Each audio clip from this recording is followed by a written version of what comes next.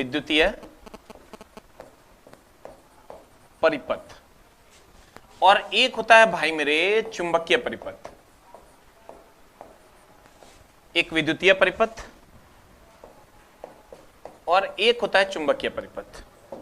प्यारे बच्चों एकदम आराम से समझने की कोशिश करेंगे कि विद्युतीय और चुंबकीय परिपथ का क्या मामला है। ठीक है, अगर हम विद्युतीय परिपथ की बात करें तो विद्युतीय परिपथ मतलब सर करंट का प्रवाह। चुंबकीय परिपथ मतलब सर अगर हम हेलो साउंड अच्छे से जा रही है सर तो जल्दी से एक टाइप कर दीजिए।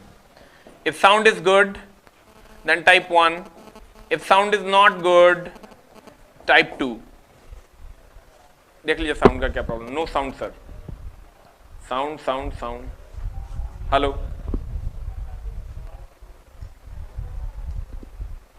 एक मिनट सर इसको ठीक करते हैं, क्या प्रॉब्लम हुआ?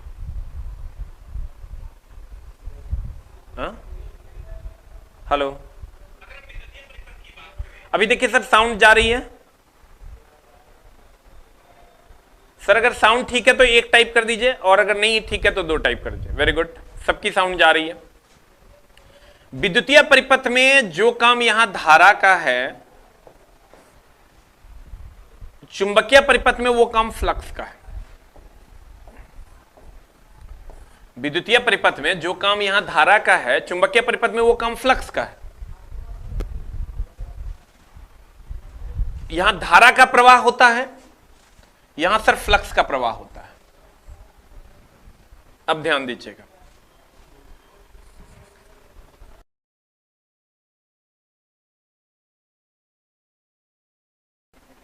अगर हम धारा का प्रवाह ईएमएफ के कारण होता है, इलेक्ट्रोमोटिव फोर्स के कारण होता है।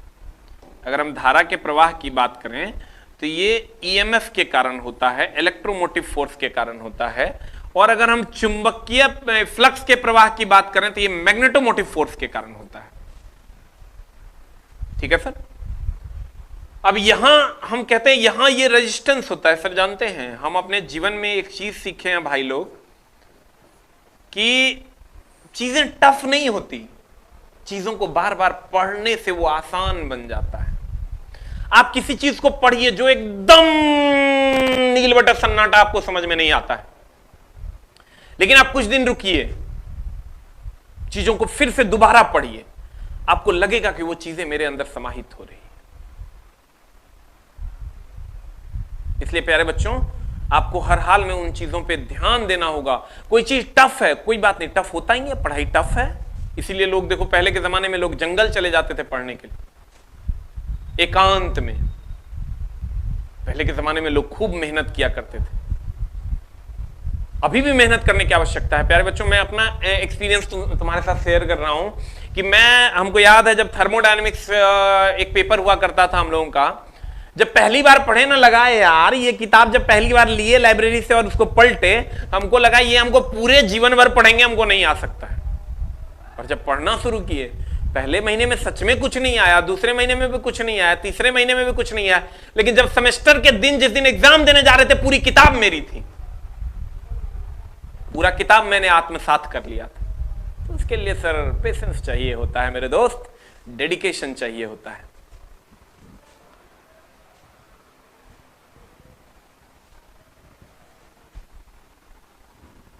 अब देखिए कहते हैं धारा, ईएमएफ और प्रतिरोध। यहां जो प्रतिरोध होता है वो काम यहां जिसको आप रेजिस्टेंस कहते हैं,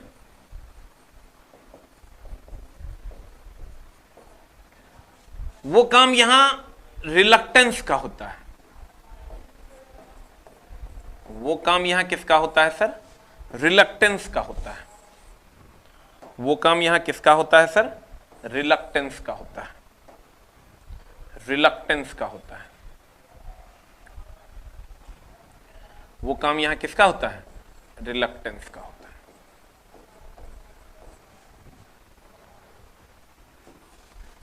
और जो काम यहां चालकता का होता है, जिसको आप कंडक्टेंस कहते हैं, कंडक्टेंस कहते हैं,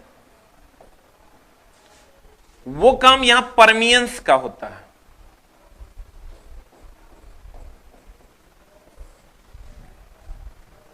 देखो, जो काम धारा का होता है वो काम यहां फ्लक्स का होता है, जो काम यहां ईएमएफ का होता है वो काम यहां एमएमएफ का होता है, और जो काम यहां प्रतिरोध का होता है वो काम रिलक्टेंस का होता है, और जो काम चालकता का होता है वो काम परमियंस का होता है। मतलब प्रतिरोध विद्युत धारा के मार्ग में रुकावट डालता है, जबकि फ्लक्स रिलक्टेंस जो है वो फ्लक्स के मार्ग में रुकावट डालता है।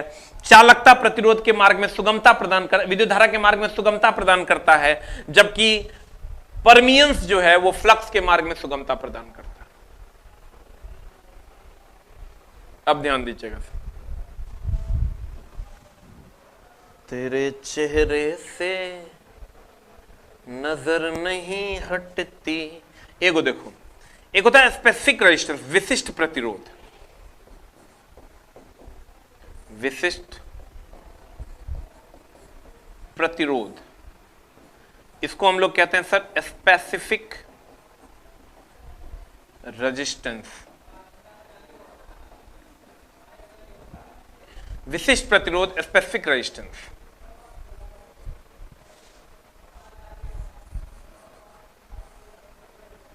Specific resistance. जब यहां हम आते हैं तो इसको हम लोग कहते हैं सर विशिष्ट रिलक्टेंस।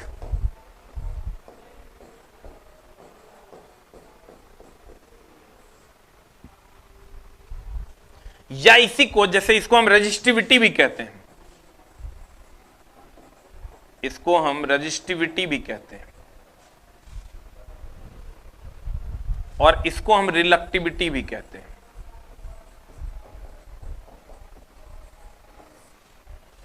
इसको हम रिलक्टिविटी भी कहते हैं, इसको हम रजिस्टिविटी भी कहते हैं, इसको हम रिलक्टिविटी भी कहते हैं। ठीक है, इसको हम रजिस्टिविटी भी कहते हैं और इसको हम क्या कहते हैं सर, रिलक्टिविटी भी कहते हैं। तो प्यारे बच्चों, ये हमारा शेड्यूल है। जो काम यहां धारा का है वो काम यहां फ्लक्स का है, जो काम यहां ईएमएफ का है वो काम यहां एमएमएफ का है, जो काम यहां प्रतिरोध का है वो काम यहां रिलक्टेंस का है, जो काम यहां चालकता का है वो काम यहां परमियंस का है, जो काम यहां विशिष्ट प्रतिरोध का है वो काम यहां विशिष्ट रिलक्टेंस का है। ये शेड्यूल है। अब ये वही काम यहां प्रवेश्यता का है, प्रवेश्यता का जो वही काम है सर जो काम वहां चालकता का है, प्रवेश्यता का वही काम है जो काम यहां किसका है, चालकता का है। अब आता है अग्राहिता, सस्पेटिबिलिटी कहते हैं इसको। किसी पदार्थ के लिए चुंबकन तीव्रता तथा चुंबकन बल का जो अनुपात होता है उसे हम सस्पेटिबिलिटी कहते हैं, अग्राहिता इसको हम कहते हैं। फिर है धारण क्षमता, किसी पदार्थ का अवशिष्ट चुंबकत्व की धारण करने का गुण उसकी धारण शक्ति कहलाती है। जो अवशिष्ट चुंबकत्व का मतलब होता है बाहरी चुंबकत्व, अवशिष्ट चुंबकत्व का मतलब होता है बाहरी चुंबकत्व को धारण करने का जो गुण होता है उसे हम सर अवशिष्ट चुंबकत्व कहते हैं। उसे हम क्या कहते हैं मेरे दोस्त, अवशिष्ट चुंबकत्व कहते हैं। जिस पदार्थ की धारण शक्ति अधिक होती है उसे अस्थायी चुंबक बनने के लिए उपयुक्त एवं विद्युत चुंबक बनने के लिए अनुपयुक्त होगा। सही बात है, जिसकी धारण शक्ति अधिक होगी वो परमानेंट रूप से अस्थायी चुंबक बन जाएगा, और विद्युत चुंबक तब वो नहीं बनेगा, यानी अस्थायी चुंबक नहीं बनेगा। विद्युत चुंबक का एक और नाम है अस्थायी चुंबक। विद्युत चुंबक का एक और नाम क्या है मेरे दोस्त, अस्थायी चुंबक। विद्युत चुंबक का एक और नाम क्या है, अस्थायी चुंबक। अब फ्लक्स लीकेज फैक्टर, ये तो सर फैक्टर है, आपको याद रखना होगा इसका डेफिनेशन। कुल फ्लक्स और लाभदायक फ्लक्स के अनुपात को फ्लक्स लीकेज फैक्टर कहते हैं। फ्लक्स लीकेज फैक्टर का कोई मात्रक नहीं होता है, किसी भी फैक्टर का कोई मात्रक नहीं होता है, ये हमेशा ध्यान रखना, किसी भी फैक्टर का कोई मात्रक नहीं होता है। अब हमको ये बताइए, अगर मान लीजिए ये नॉर्थ पोल है और ये साउथ पोल है, ये नॉर्थ पोल है और ये साउथ पोल है, नॉर्थ से साउथ की तरफ मैग्नेटिक लाइंस ऑफ फोर्स जाता है, नॉर्थ से साउथ की तरफ मैग्नेटिक लाइंस ऑफ फोर्स जाता है। तो जब नॉर्थ से साउथ की तरफ मैग्नेटिक लाइंस ऑफ फोर्स जाता है तो ये जो चुंबकीय बल रेखाओं का जो समूह है, तो इसमें सारा का सारा फ्लक्स यूज में नहीं आता है। मान लेते हैं कि कुल फ्लक्स की संख्या 3 है, मान लेते हैं टोटल फ्लक्स जो है, टोटल फ्लक्स 3 है, लेकिन यूजफुल यानी लाभदायक फ्लक्स जो है हमारा वो दुएगो है, एगो बर्बाद हो गया। तो इसका मतलब इस दोनों का जो अनुपात होगा सर, कहता है कुल फ्लक्स यानी 3 गो, अब बटा लाभदायक फ्लक्स का जो अनुपात होता है उसे हम फ्लक्स लीकेज फैक्टर कहते हैं। इसका भी यूनिट वेबर, इसका भी unit weber, weber weber cut जाएगा, कोई यूनिट नहीं होता है। अब देखो अगला है तुम्हारा चुंबकीय पदार्थ। देखो सर, चुंबकीय पदार्थ 3 प्रकार के होते हैं।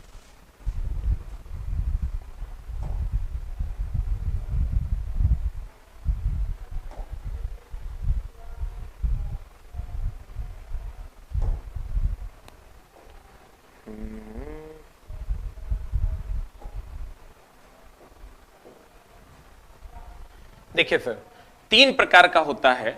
एक होता है प्रतिचुंबक, एक होता है अनुचुंबक। 3 प्रकार का चुंबकीय पदार्थ होता है। एक होता है प्रतिचुंबक, एक होता है अनुचुंबक, और प्यारे बच्चों एक होता है लोह चुंबक।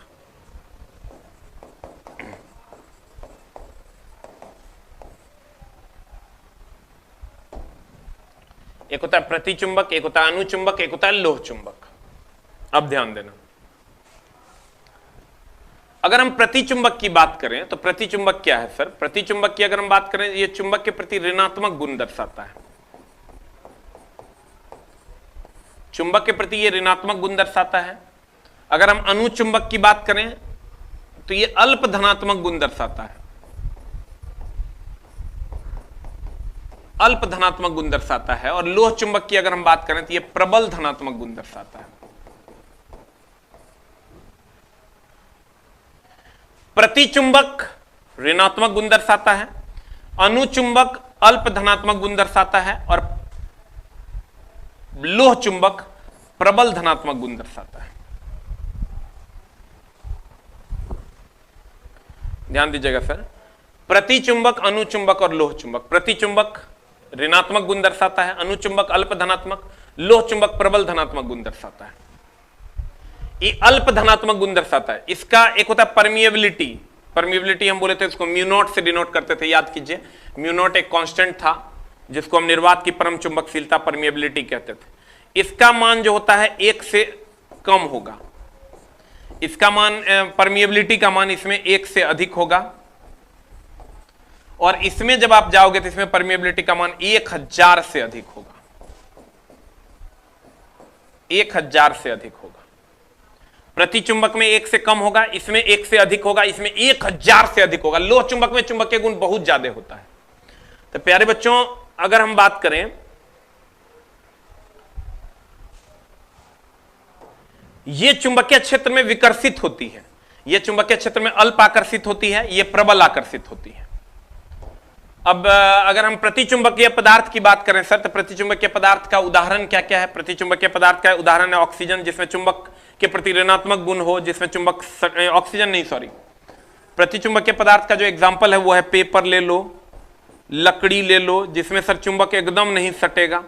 इसमें आओगे, इसके एग्जाम्पल्स में आओगे तो इसमें ऑक्सीजन है, क्रोमियम है, सोडियम है, अल्युमिनियम है, जितना में मोल लगल है सब होगा, अल्युमिनियम, सोडियम, क्रोमियम। इसमें आओगे आयरन है, निकेल है, कोबाल्ट है, एल्कोनेक्स है, एल्निको है, ये इसके एग्जाम्पल है। तो प्रतिचुंबक वह चुंबकीय पदार्थ है जिसमें चुंबक के प्रति एकदम ऋणात्मक गुण हो, अनुचुंबक चुंबक के प्रति अल्प धनात्मक गुण हो, और लोह चुंबक चुंबक के प्रति प्रबल धनात्मक गुण हो, तो उसको हम लोह चुंबक कहते हैं। अब ध्यान देना, कहते हैं लोह चुंबकीय पदार्थ, फेरोमैग्नेटिक सब्सटेंस, ये चुंबकीय क्षेत्र की दिशा में प्रबल रूप से चुंबकित हो जाते हैं, जैसे निकेल, लोहा, फौलाद।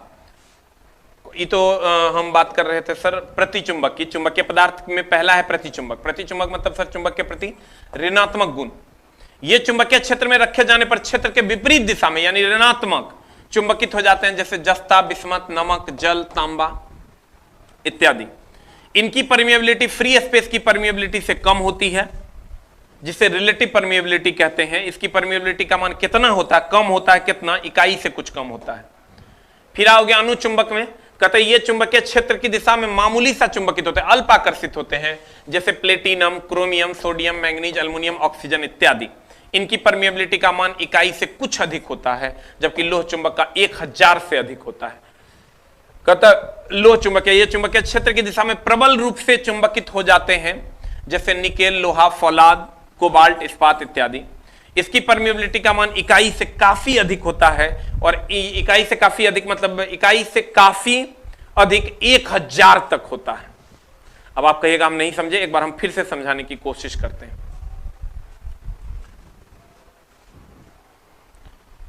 क्या कहता है मेरे दोस्त? कहता है 3 प्रकार के पदार्थ होते हैं, एक होता है प्रतिचुंबक, एक होता है अनुचुंबक, एक होता है लोह चुंबक। एक होता है प्रतिचुंबक, अनुचुंबक और लोह चुंबक।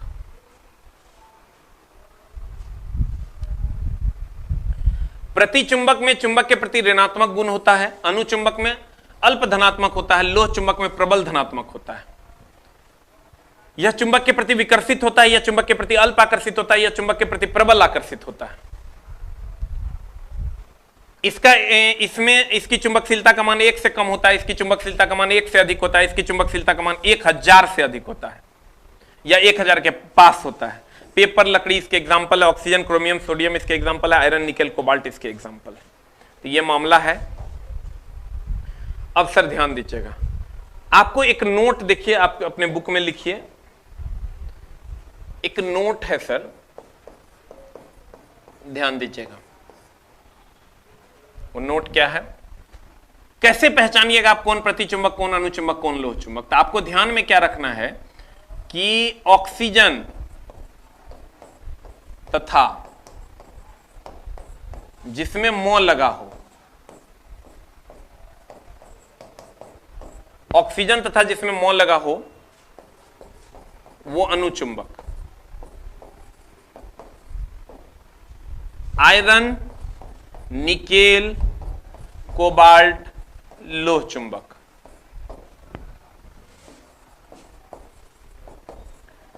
और बाद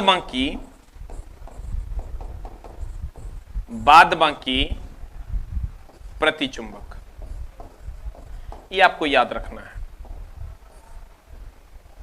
ध्यान दीजिएगा। ऑक्सीजन तथा जिसमें मोल लगा हो अनुचुंबक, आयरन, निकेल, कोबाल्ट, लोह चुंबक, बाद बाकी सब प्रतिचुंबक। हाँ बता दे रहे हैं अमित जी। फौलाद का मतलब सर लोहे हुआ, लोहा का एक अवयव से बना हुआ होता है। ऑक्सीजन तथा जिसमें मोल लगा हो, जैसे आपको मान लीजिए दे दिया सोडियम, तो हम देखेंगे ऑक्सीजन है क्या? नहीं है। मोल लगा हुआ है, सोडियम मोल लगा हुआ है, मोल लगा हो तो अनुचुंबक हो जाएगा। आयरन, निकेल, कोबाल्ट है तो लोह चुंबक हो जाएगा। बाद बाकी कुछ भी पूछेगा तो प्रतिचुंबक हो जाएगा। जैसे आपको पूछ दिया लकड़ी, तो हम देखेंगे भैया लकड़ी, ऑक्सीजन तो ये है नहीं, मोल लगा हुआ है नहीं, आयरन, निकेल, कोबाल्ट भी नहीं है, इसका मतलब ये बाद बाकी में आता है, तो बाद बाकी में आता है, इसका मतलब ये क्या हो जाएगा? प्रतिचुंबक हो जाएगा। अगर आपको दे दे कॉपर, तो कॉपर के बारे में हम कहेंगे कि भैया ये ऑक्सीजन तो है नहीं, इसमें मोल लगा हुआ भी नहीं है, आयरन, निकेल, कोबाल्ट भी नहीं है, इसका मतलब ये बाद बाकी में चला गया, इसका मतलब ये प्रतिचुंबक। डिनोट नहीं करते हैं किसी भी चीज से, इसको डिनोट एकदम नहीं किया जाता है। अगला, अब एक होता है क्यूरी तापमान। देखिए सर, क्यूरी तापमान क्या है? जैसे मान लीजिए चुंबकीय पदार्थ को जब गर्म करते हैं तो उसका चुंबकीय गुण कम हो जाता है। जब आप सर चुंबकीय पदार्थ को गर्म करते हैं तो चुंबकीय गुण उसका क्या हो जाता है? कम हो जाता है। ध्यान दीजिएगा सर, अगर हम ये बात करें कि ये हो गया आपका अनुचुंबक, लोह चुंबक, लोह चुंबक, इससे कम चुंबकीय गुण होता है अनुचुंबक में, और सबसे कम चुंबकीय गुण होता है प्रतिचुंबक में, जैसा कि हमने आपको बताया। तो जब लोह चुंबक को आप गर्म करते हैं तो वो अनुचुंबक में बदल जाता है। तो वह तापमान जिस पर लोह चुंबक गर्म करने के बाद अनुचुंबक में बदल जाए उसे हम क्यूरी तापमान कहते हैं। और ये आयरन के लिए होता है सर 973 केल्विन, निकेल के लिए होता है 673 केल्विन, और कोबाल्ट के लिए होता है 373 केल्विन। आयरन के लिए 973, निकेल के लिए 673, कोबाल्ट के लिए 373 केल्विन। आयरन, निकेल और क्या? कोबाल्ट। आयरन के लिए 973 केल्विन, निकेल 673, कोबाल्ट 373 केल्विन। अगर आपको याद ना रहे तो आप याद रखिए vowel EIO, EIO EIO 963 963 963 EIO 963 EIO 963 कहते हैं वह ताप जिस पर लोह चुंबकीय पदार्थ अनुचुंबक में बदल जाता है उसे हम क्यूरी तापमान कहते हैं। Iron 973, nickel 673, cobalt 373 kelvin. ठीक है, अगला है आपका डोमेन। ये डोमेन क्या होता है सर? देखिए, अगर कोई चुंबकीय पदार्थ है, मान लेते हैं ये आयरन है, निकेल है या कोबाल्ट है, बहुत सारे परमाणुओं से मिलकर बना हुआ है। जैसे हम लोग 12 केले को 1 दर्जन से डिनोट करते हैं, 12 केला रहता है क्या कहते हैं? 1 दर्जन केला है। वैसे ही सर अगर 10 to the power 18, 10 to power 5 होता है सर 1 लाख हो जाता है। 10 टू पावर 6 होगा 10 लाख, 10 टू पावर 7 होगा तो 1 करोड़, 10 टू पावर 8 होगा तो 10 to power 9, 10, 11, 12, 13, 14, 15, 16, 17, 18। 10 to the power 18 से 10 टू पावर 21 परमाणु अगर रहेगा, परमाणुओं की संख्या रहेगी, तो इसको हम एक डोमेन कहते हैं। तो हम कहते हैं चुंबकीय पदार्थ असंख्य परमाणुओं से मिलकर बना हुआ है। इन परमाणुओं को डिनोट करने के लिए हम लोग डोमेन का उपयोग करते हैं। एक डोमेन बराबर 10 टू पावर 18 से 10 टू पावर 21 परमाणु होता है। अब मामला क्या है? चुंबक के असंख्य परमाणुओं के समूह को डोमेन कहते हैं। एक डोमेन में 10 टू पावर 18 से 10 टू पावर 21 तक परमाणु होते हैं। और लोह चुंबकीय पदार्थ का तीव्र चुंबकत्व डोमेन के कारण होता है। मतलब जितना ज्यादा डोमेन में परमाणुओं की संख्या होगी उतना ही ज्यादा चुंबकत्व होगा। जितना ज्यादा परमाणुओं की संख्या होगी उतना ही ज्यादा क्या होगा? चुंबकत्व होगा। पुराना वाला बुक में कुछ नहीं मिलेगा सर, पुराना वाला बुक चेंज हो चुका है। पुराना वाला बुक चेंज हो चुका है, पुराना वाला बुक में नहीं मिलेगा। चुंबक असंख्य परमाणुओं से मिलकर बना हुआ जिसे डोमेन कहते हैं। एक डोमेन में 10 टू पावर 18 से 10 टू पावर 21 परमाणु। और लोह चुंबकीय पदार्थों के तीव्र चुंबकत्व किसके कारण होते हैं? डोमेन के कारण होते हैं। इसके बाद डोमेन बिफोर मैग्नेटिज्म है ये, और डोमेन आफ्टर मैग्नेटिज्म सर थोड़ा सा बढ़ जाएगा। यहां हम देखिए दिखाए हुए ये डोमेन आफ्टर मैग्नेटिज्म है, ये डोमेन बिफोर मैग्नेटिज्म देखिए सीधा रहेगा। कुछ खास नहीं है ये, कुछ महत्वपूर्ण तथ्य है। लेकिन सर फिर से एक बार हम पढ़ाने की कोशिश करते हैं, जो आपको हम पढ़ाए हैं एक बार ध्यान से समझने की कोशिश कीजिएगा आप। तेरे नैना मेरे नैनों से, हमने कहा जो काम यहाँ विद्युतीय सर्किट में धारा का होता है वही काम यहाँ फ्लक्स का है। जो काम ईएमएफ का है वो काम एमएमएफ का है। जो काम प्रतिरोध का है वो काम रिलक्टेंस का है। जो काम चालकता का है वो काम परमियंस का है। जो काम विशिष्ट प्रतिरोध का वो काम विशिष्ट रिलक्टेंस का होता है। जो काम यहाँ रजिस्टिविटी का वो काम यहाँ रिलक्टिविटी का होता है। उसके बाद हमने कहा कि चुंबकीय पदार्थ 3 प्रकार के, प्रतिचुंबक, अनुचुंबक, लोह चुंबक। प्रतिचुंबक में अल्प आकर्षण, प्रतिचुंबक में विकर्षण, अनुचुंबक में अल्प आकर्षण, लोह चुंबक में प्रबल आकर्षण। इसकी चुंबकशीलता का मान 1 से कम, E1 से अधिक, E1000 तक होता है। इसमें पेपर, लकड़ी वगैरह आता है। इसमें आता है ऑक्सीजन, क्रोमियम, सोडियम, अल्युमिनियम। इसमें आयरन, निकेल और कोबाल्ट आता है। ऑक्सीजन तथा जिसमें मोह लगा हुआ होगा अनुचुंबक होगा, जैसे सोडियम अनुचुंबक है, पोटेशियम अनुचुंबक, आयरन, निकेल, कोबाल्ट लोह चुंबक है। बाद बाकी कुछ भी पेपर, लकड़ी कुछ भी कह देगा वो प्रतिचुंबक है। कहते हैं लोह चुंबकीय पदार्थ को गर्म करते हैं तो उसका चुंबकीय गुण घट जाता है और किसके बराबर हो जाता है? अनुचुंबक के बराबर। आयरन, निकेल, कोबाल्ट, EIO 963 बस याद रख लेना, आपका काम हो जाएगा। डोमेन, चुंबकीय पदार्थ असंख्य परमाणुओं से मिलकर बना होता है जिसे हम डोमेन कहते हैं। और एक डोमेन में कितने परमाणु होते हैं सर? 10 टू पावर 18 से 10 टू पावर 21 परमाणु होते हैं। ठीक है,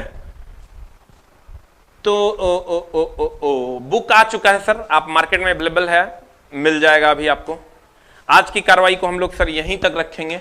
और बुक जो भी सर ऑर्डर करते हैं उनको 12 दिन लगेगा पहुंचने में, 12 से 13 दिन। उससे पहले एकदम काम कुम नहीं करना है। Thank you very much. मिलते हैं हम लोग सर। एक गेस्ट आ गया है तो उससे थोड़ा सा हमको मिलना है, तो इसलिए आज की कक्षा यहीं तक लेंगे।